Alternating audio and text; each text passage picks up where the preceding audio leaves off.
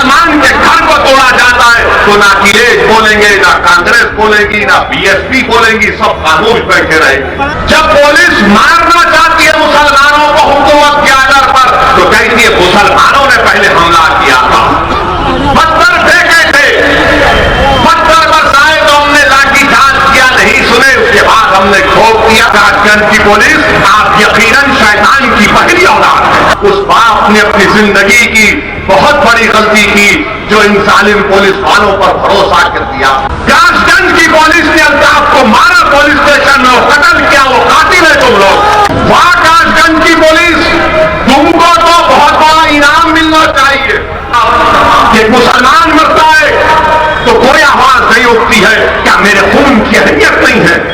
नहीं, उत्तर प्रदेश के गय्योर मुसलमानों, अब हम दरी नहीं बिछाएंगे, हम इनके लिए कुर्सी नहीं डालेंगे, हम इनके सामने हाथ झुकाकर नहीं खड़े रहेंगे। हम इनको अगर बिठाएंगे तो पहले हम बैठेंगे, इसके बाद ये बैठेंगे। अगर किसी की लीडरशिप इस मुल्क में नहीं है तो मुसलमानों की।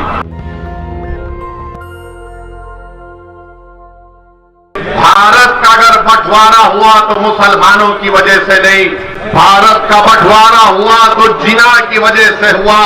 उस वक्त मुसलमानों को वोट डालने का इख्तियार नहीं था, वही मुसलमान वोट डाल सकता था जो सरमायादार था या नवाब था या उसके पास इतनी जमीन थी या उसके पास कोई डिग्री थी। मुसलमान है, ये मुसलमानों पर इल्जाम है और मैं इस इल्जाम को नहीं मानता। भारत के अगर दो टुकड़े हुए तो उसकी जिम्मेदार कांग्रेस पार्टी है, उसके जिम्मेदार वो तमाम उस वक्त के कायदीन है, हम जिम्मेदार नहीं है। हमने कभी पाकिस्तान को नहीं माना, अरे हम तो भारत को अपना देश मानते आए हैं और मानते रहेंगे। अरे अगर हमारी वफादारियों पर कोई शक करता है तो प्यारे आ जाओ, हमारे कब्रिस्तान आज भी इस बात के गवाह हैं कि हम सीना तान कर भारत की जमीन में सो रहे हैं और जब सुबह क़यामत तक सोते रहेंगे और जब हशर का मैदान होगा तो इन्हीं खबरों से उठकर इंशाअल्लाह ताला हशर के मैदान में जाएंगे। मगर हम पर इल्जाम लगाना ये बिल्कुल गलत और झूठ है। कोई पंगा अंग्रेजों से मत लो, पंगा अंग्रेजों से किताब में लिखा हुआ है कि आरएसएस के लोगों ने ये नहीं कहा था कि मत लो पंगा अंग्रेजों से। आप कहां थे? सन 57 की जंग आजादी हुई, आप तो पैदा ही नहीं हुए। आपकी पैदाइश 1919 की है। 99 साल आपने चड्डी पहनकर लट फिराया, फिर ख्याल आया कि पैंट पहन लेते हैं, आपने पैंट पहन लिया। आप तो थे ही नहीं कहीं पर, आज आकर आप हमको सिखा रहे हैं, आज आकर हमको बता रहे भारत से मोहब्बत हमको इतनी है कि चप्पे पर हमारा खून बहाया गया, हम अपने खून को बहाकर इस मुल्क को आजाद करवाया। क्या ये बात सच नहीं है? ये आरएसएस वाले शुरू कर दिए हम पे उंगलियां उठाना कि मुसलमान वाले भी ये बता दो, क्या ये बात सच नहीं है कि जब मुल्क आजाद हुआ तो क्या तुम्हारे गोलवालकर ने लिखा नहीं कि हम इस तिरंगे को नहीं मानते, 3 रंग अशुभ कहा था उन्होंने, ये रिकॉर्ड है। गोलवालकर ने कहा ये 3 तिरंगे का रंग अशुभ है, हम इसको नहीं मानते, भारत के आईन को नहीं मानते, मनुस्मृति को मानते हैं, रिकॉर्ड है ये। इनकार करोगे? आओ बैठो, बताओ, बहस करो, 5 मिनट में भाग जाओगे, 5 मिनट में भाग जाओगे। आप हमको दर्द देने आए, आपको मालूम ही नहीं। मगर ये शुरू हो गए चुनाव उत्तर प्रदेश के, और वो शख्स जो पड़ोसी मुल्क था उसको मुद्दा बना रहे और ये समझ रहे कि मुसलमान खुश होगा। अरे मुसलमान नहीं खुश होगा, तुम जानते नहीं हो मुसलमानों की ज़हनियत को, मुसलमानों की तकलीफ को, मुसलमानों के मसाइल को। इसीलिए लेकर जा रहे हैं उस तारीख के उस वाकयात में जो मौजूदा दौर से उसका कोई ताल्लुक नहीं है, ना पहले था, ना अब है, ना इंशाअल्लाह मुस्तकबिल में रहेगा। मेरे अजीज दोस्तों और बुजुर्गों, जब बात तारीख की निकली, कांग्रेस का जिक्र हुआ, तो इसी मुरादाबाद में 13 अगस्त 1980 को ईदगाह में पुलिस की फायरिंग हुई थी। क्या आपको मालूम है, आपको याद है? क्या नौजवानों आपको याद है, जो मुरादाबाद के गयूर नौजवानों, क्या तुमको याद है कि 13 अगस्त 1980 ईद का दिन ईदगाह में पुलिस की फायरिंग हुई थी मुरादाबाद में? कितने लोग मारे गए? 300 मुसलमान मारे गए। 300 मुसलमान मारे गए थे। यानी अंग्रेजों के जमाने में जलील, यानी जब पुलिस मारना चाहती है मुसलमानों को हुकूमत के आधार पर, तो कहती है मुसलमानों ने पहले हमला किया था, पत्थर फेंके थे, पत्थर बरसाए तो हमने लाठीचार्ज किया, नहीं सुने, उसके बाद हमने ठोक दिया। मेरे अजीज दोस्तों और बुजुर्गों, ये हालात है। और ये इसलिए कह रहा हूं कि आज उत्तर प्रदेश में 2 दिन पहले कल का एक वाकया, आज का वाकया, इसको सामने रखो आप। गोरखपुर में बाबा की कॉन्स्टिट्यूंसी है। गोरखपुर में किसी मुसलमान ने अपने घर के ऊपर एक हरा झंडा लहराया, तो पूरा गुंडों का टोला उस घर पर पहुंच गया, घर में घुसकर तोड़फोड़ की और कहा कि तूने पाकिस्तान का झंडा लहराया। उल्टा घर में घुसकर तोड़फोड़ की, मुसलमान पर केस बुक कर दिया बाबा की पुलिस ने। वो पाकिस्तान का झंडा नहीं है, मगर नफरत इतनी फैला दी गई है मुसलमानों के ताल्लुक से कि जहां कहीं इनको हरा दिखता ये लाल हो जाते, ये लाल हो। हमारे दिलों में मुसलमानों से नफरत कूट के डाल दी गई।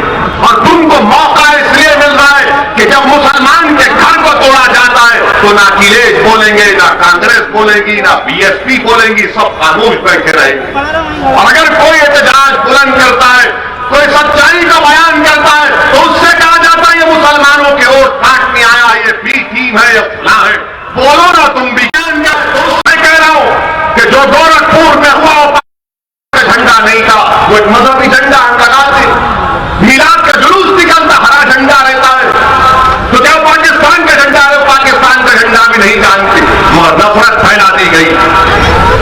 और दूसरा वाकया अल्ताफ का, काशगंज का वाकया आपके सामने।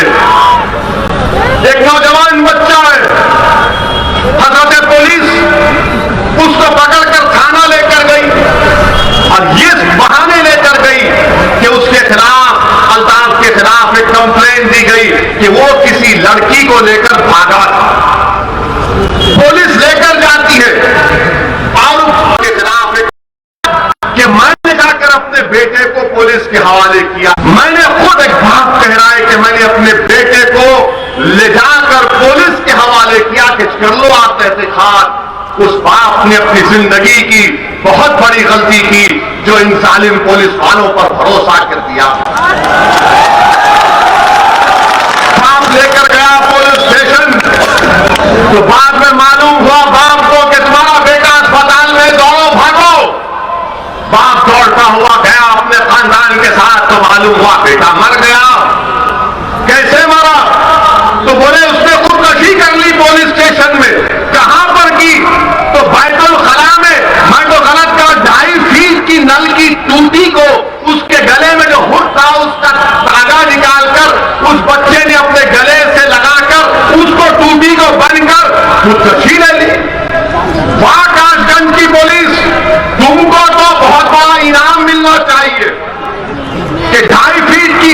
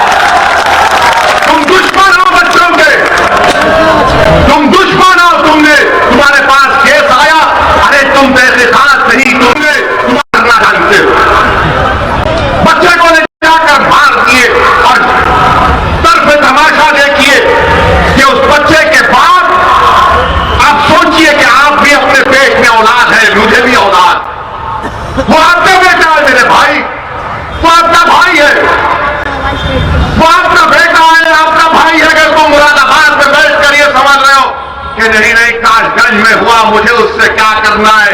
अगर तुम उस बच्चे के गम को अपने सीनों में महसूस नहीं करोगे तो मुझे शक होगा तुम्हारे मुसलमान होने का। तुमको उसका दर्द महसूस करना पड़ेगा, क्योंकि रसूलुल्लाह सल्लल्लाहु अलैहि वसल्लम ने फरमाया कि मोमिन कौन है? मोमिन वो है अगर किसी के पैर के तलवे में अगर कीड़ा लगता है तो मोमिन वो है जो अपने सीने में उसकी तकलीफ को महसूस करे। हद तो ये हो गई कि उस बच्चे के बाप से सादे कागज पर अंगूठा ले और हजरत पुलिस ने माशाअल्लाह काशगंज की पुलिस आप यकीनन शैतान की पहली औलाद है, आप इब्लीस की पहली औलाद है। जो तुम्हारे लुत्फे में फर्क है, मैं कह रहा हूं उस बाप को जो अपने बेटे को खो दिया, जिसको तुमने पुलिस स्टेशन में मर्डर किया, तुम उसके अंगूठे के साइन लेकर उस पर लिख देते हो कि ये बेटे के बाप ने ये लिखा है कि वो पुलिस की तहकीकात से मुतमईन है और मेरे बेटे ने खुदकुशी करके अपनी जान ले ली। अरे पुलिस वालों जिन्होंने हरकत की कि अगर तुम्हारी बेटी तुम्हारा बेटा सब मर जाएगा या मार दिया जाएगा तो तुम्हारे दिल पर क्या पहुंचेगा? ये जुल्म हो रहा है, ये जुल्म हो रहा है। और आवाज कैसे उठती है? नहीं हमने बोल दिया, हम भी कंडेम करते हैं उसको, 2 लाख भिजा देंगे, 3 लाख भिजा देंगे।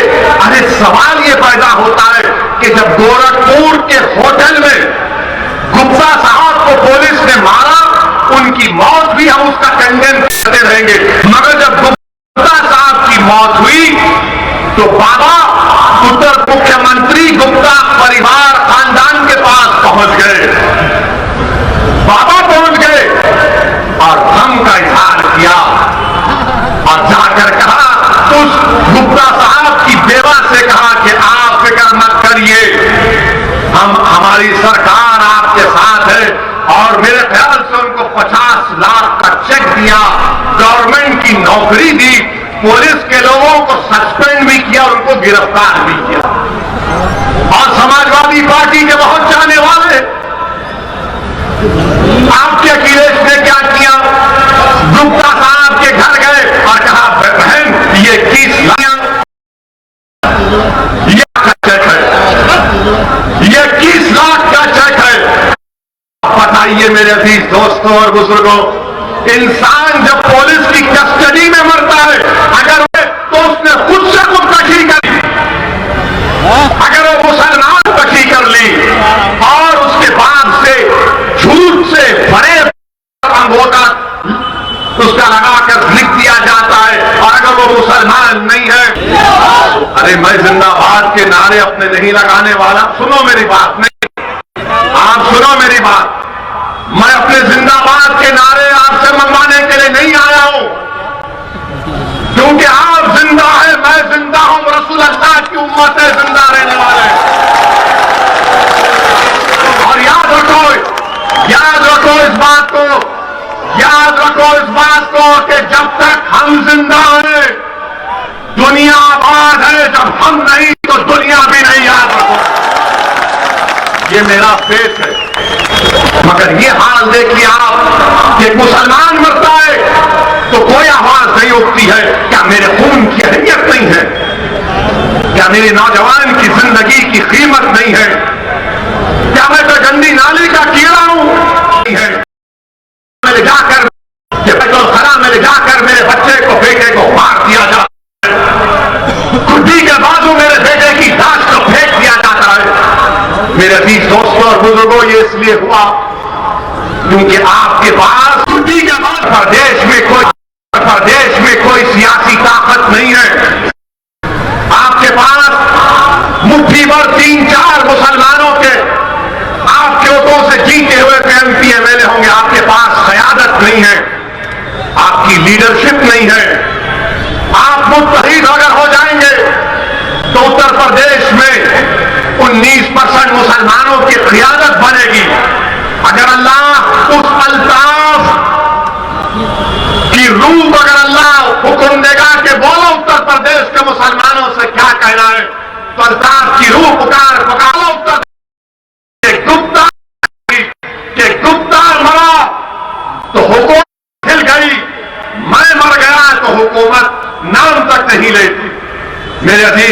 और बुजुर्गों, याद रखो, नाइंसाफी का इलाज सिर्फ रोने से नाइंसाफी का खात्मा नहीं होगा। जुल्म का खात्मा सिर्फ जज्बाती नारों से खत्म नहीं होता।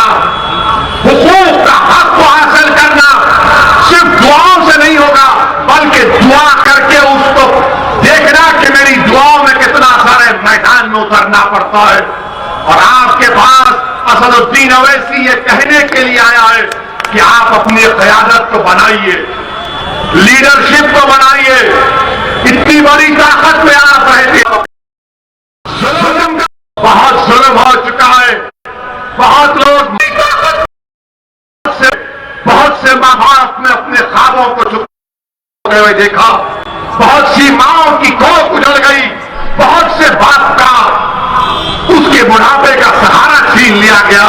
मेरे अजीज दोस्तों और बुजुर्गों, मैं तुमसे वोट की भीख मांगने नहीं आया हूं, मैं तुमसे सिर्फ ये भीख मांगने आया हूं कि अपनी एक सियासी लीडरशिप को बना लो, एक सियासी लीडरशिप को बना लो।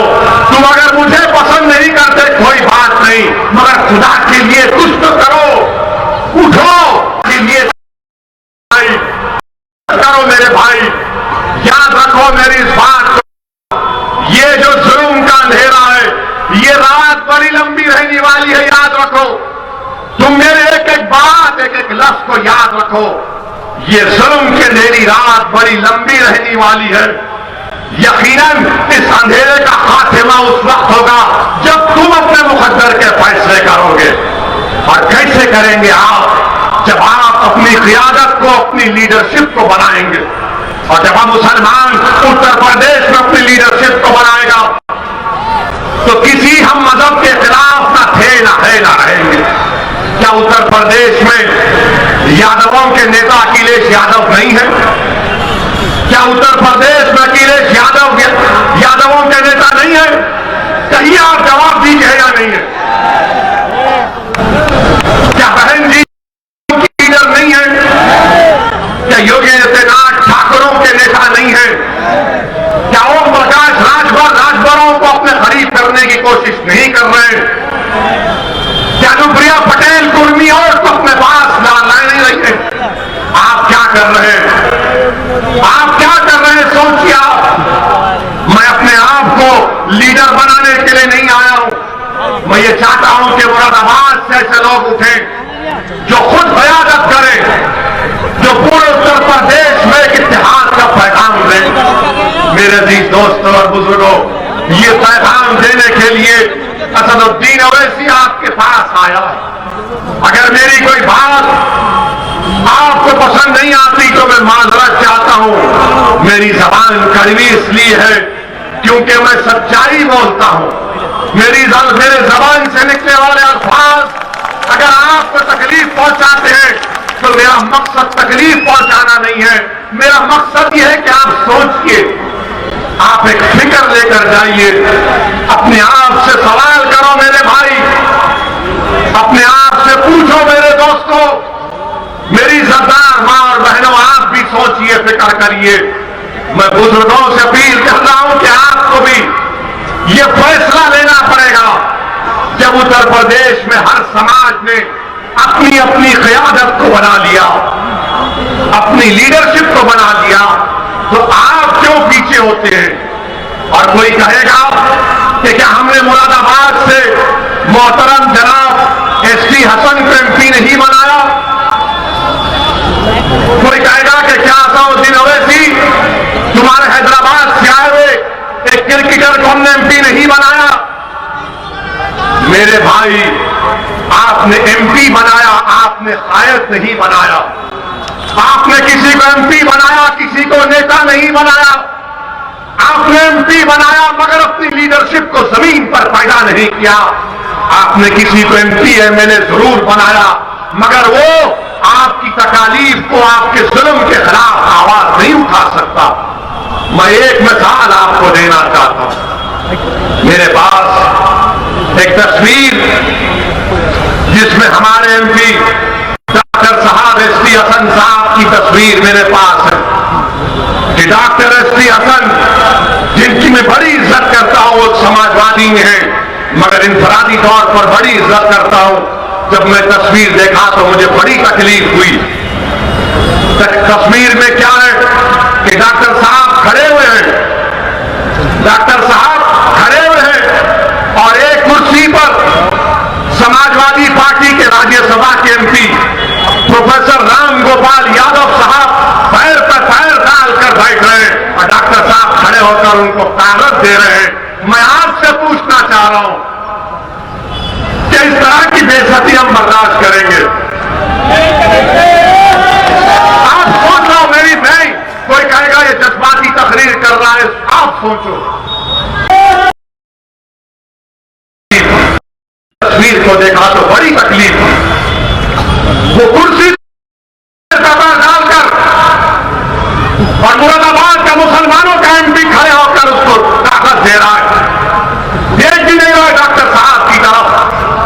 मेरे अजीज दोस्तों और बुजुर्गों, ये तुम कहेगा लीडरशिप दे रहा है। अवैसी होता, सद्दीन अवैसी होता तो प्रोफेसर राम गोपाल का हाथ कहता हूं, जो प्रोफेसर आंख में आंख डाल के बात करेगा।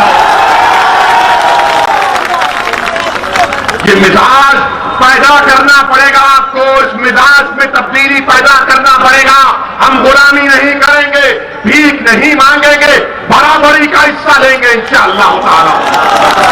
और अफसोस इस बात का है कि तुम प्रोफेसर राम गोपाल हो, तुम प्रोफेसर हो, तुमको उठना गवारा क्यों नहीं हुआ?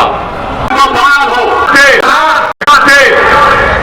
हाथ मिला, मगर नहीं, दिखाना यह था कि हम लीडर हैं, तुम गुलाम हो।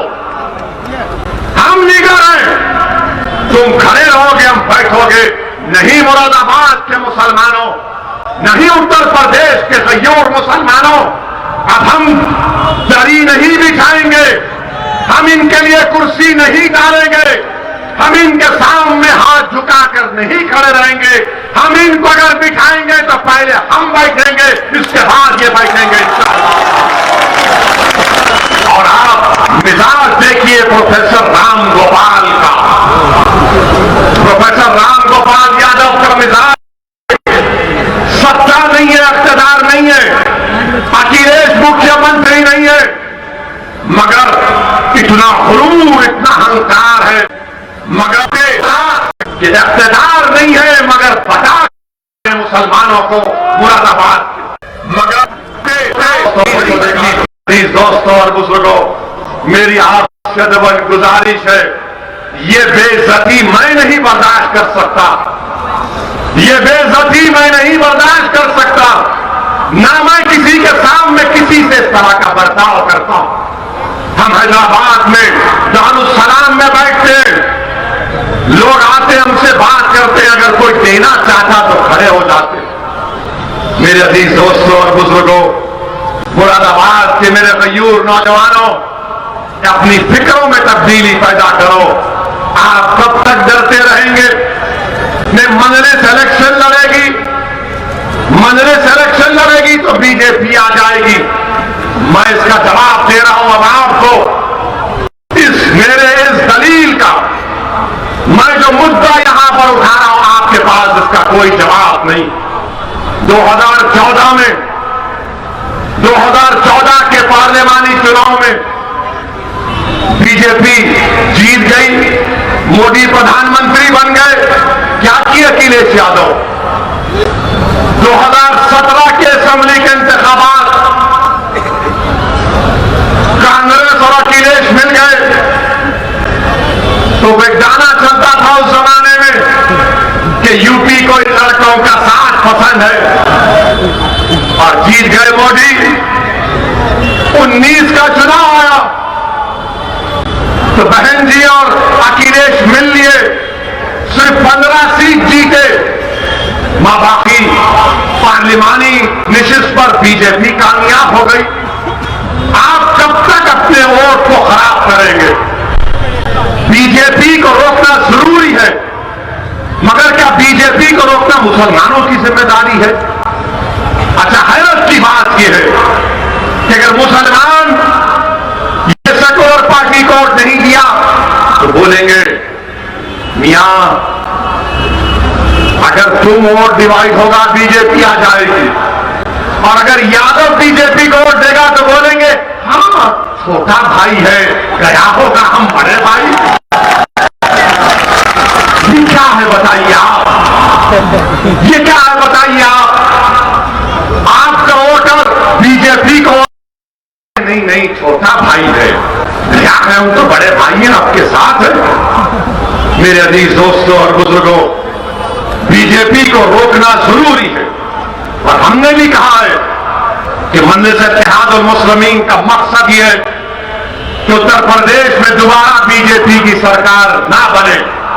दोबारा इंशाअल्लाह ताला योगी आदित्यनाथ उत्तर प्रदेश का चीफ मिनिस्टर ना बने, यह मजलिस की कोशिश है। मगर मजलिस की कोशिश यह भी है कि मजलिस के उम्मीदवार कामयाब हो, मजलिस के एमएलए कामयाब हो। लोग बोलेंगे असदुद्दीन ओवैसी तुम्हारे अगर 10-20 इंशाअल्लाह एमएलए कामयाब हो गए तो क्या करोगे? मैं उनसे एक ही बात कहूंगा कि भारत की पार्लियामेंट में 300 बीजेपी के एमपी हैं और मजलिस के 2 एमपी हैं, और जब 2 खड़े हो जाते तो पार्लियामेंट के दोनों दीवार हिल जाते। मेरे दोस्त, तादाद काम नहीं करती फिरौन से मुकाबला करने के लिए, तादाद काम नहीं करती नमरूद से मुकाबला तादाद काम नहीं किया मैदान में, तादाद ने काम नहीं किया व्यवस्था के मैदान में। क्या काम करती है इखलास, और इखलास कब पैदा होगा जब रब्ब करीम से मोहब्बत और खौफ। अगर तुम तादाद को देखते रहोगे, याद रखो अगर यही हमारी सोच रही तो आइंदा 20 साल में तुम अपने घर के दरवाजों को बंद करके बैठ जाओगे।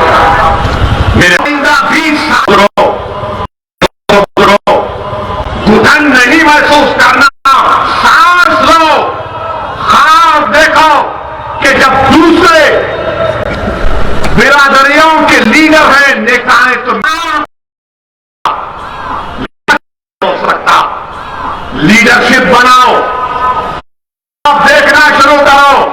मैं तुमसे जो ख्वाब की बात कर रहा हूं, मुरादाबाद के मेरे गयूर नौजवानों, बुजुर्गों, मेरी सरदार मां और बहनों, मेरा ख्वाब ये नहीं है कि तुम आसमान पर जाकर तारे तोड़कर लाओ, या चांद की मट्टी लेकर आओ, या समंदर की खाक में जाकर वहां से जिसकी खाक उठाकर लाओ।